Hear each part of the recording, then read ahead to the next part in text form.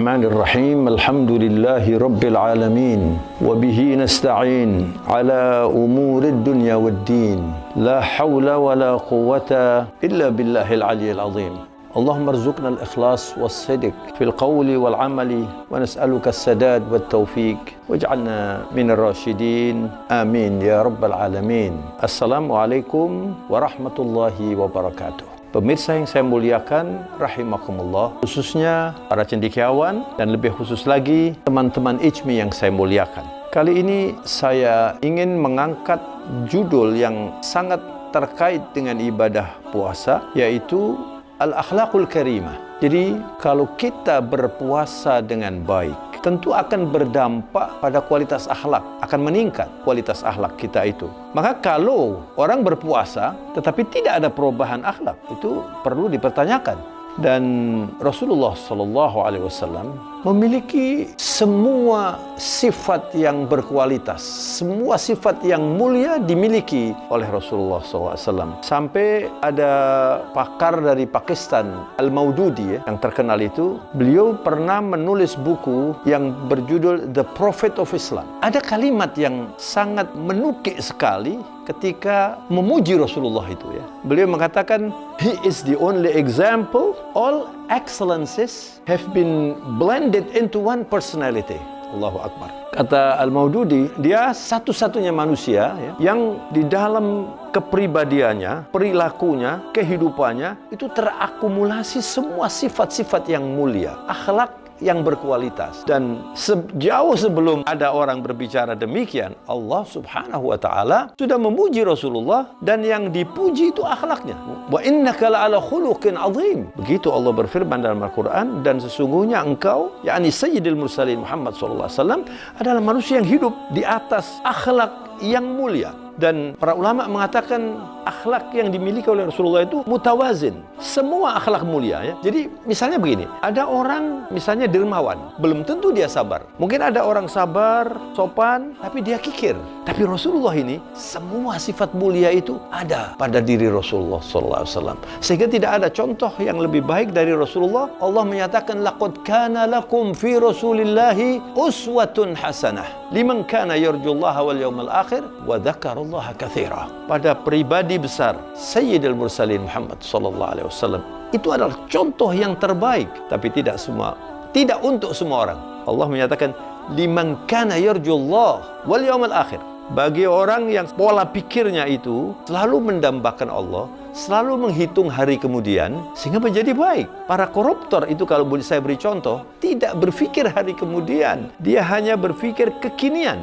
Pokoknya yang penting saya kaya, saya menang, sehingga dia tidak takut dengan melakukan pelanggaran-pelanggaran. Tapi Rasulullah SAW, contoh yang terbaik, liman kana yarjullaha wal yawmal akhir. Lalu satu lagi, wa dzakarallaha katsira. Di sini kemudian para ahli tafsir menyoroti, kenapa perlu berzikir itu banyak?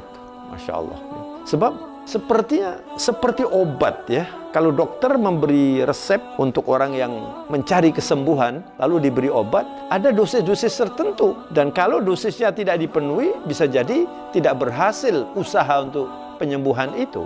Maka para ahli tafsir kemudian mengatakan, kalau orang itu zikirnya tidak banyak, ya, itu tidak cukup untuk bisa meniru bagaimana kehidupan Rasulullah SAW. Menarik sekali ini. Jadi kalau orang itu banyak berzikir, salah satu sifat menonjol dari para cendekiawan itu adalah banyak berzikir. Kalau orang itu banyak berzikir, maka dia akan mudah berpikir, cerdas berpikir.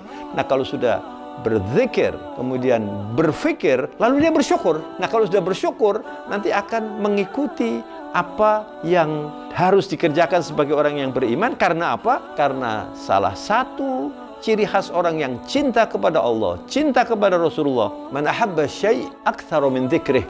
Orang itu kalau cinta sesuatu, dia akan banyak mengingat, banyak berzikir. Maka kalau cinta Allah, cinta Rasulullah, itu artinya dia senantiasa mengingat Allah, senantiasa mengingat Rasulullah, senantiasa berzikir, senantiasa atau banyak bersalawat untuk Rasulullah. Nah, itulah sebetulnya cendekiawan yang ideal itu seperti itu, seperti yang dipaparkan oleh Allah di dalam surat Ali Imran bahwa sifat para cendekiawan Qur'ani, saya menambah Qur'ani, cendekiawan Qur'ani, sebab tidak semua cendekiawan itu banyak berzikir. Inna fi khalqis samawati wal ardi wa ikhtilafil laili wan nahari la ayatin liulil albab. Ciptaan Allah, langit dan bumi, alam semesta yang serba luar biasa indah dan mengagumkan ini, itu sebenarnya ayat-ayat, tanda-tanda kebesaran Allah liulil albab, untuk cendekiawan. Tapi apakah semua cendekiawan? Lagi-lagi saya mengatakan tidak.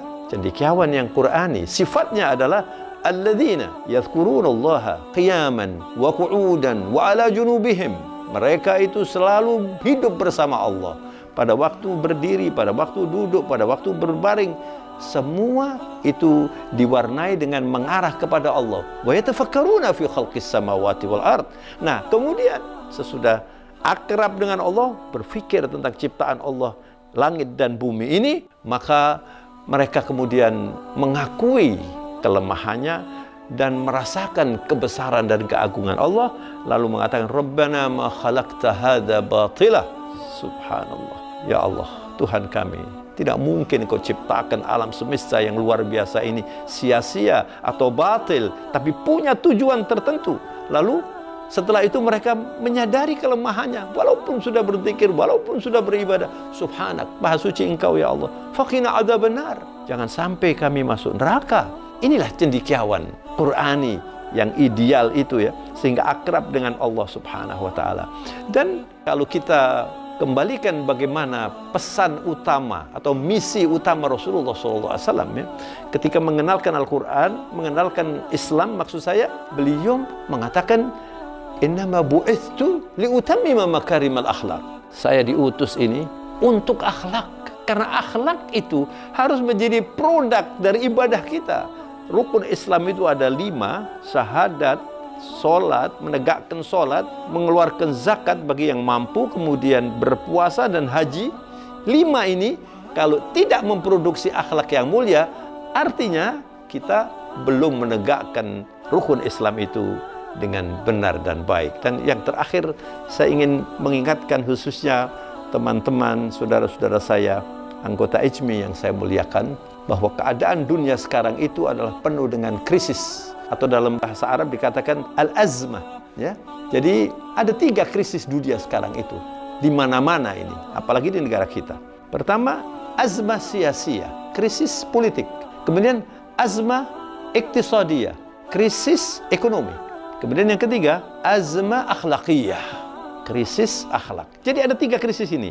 Nah, semua ini, krisis politik, krisis ekonomi, itu semuanya disebabkan karena krisis akhlak. Karena akhlak tidak baik, maka di dalam berekonomi, berbisnis, orang tidak memperhatikan norma-norma, tidak memperhatikan hukum, banyak koruptor, banyak penipuan dan sebagainya.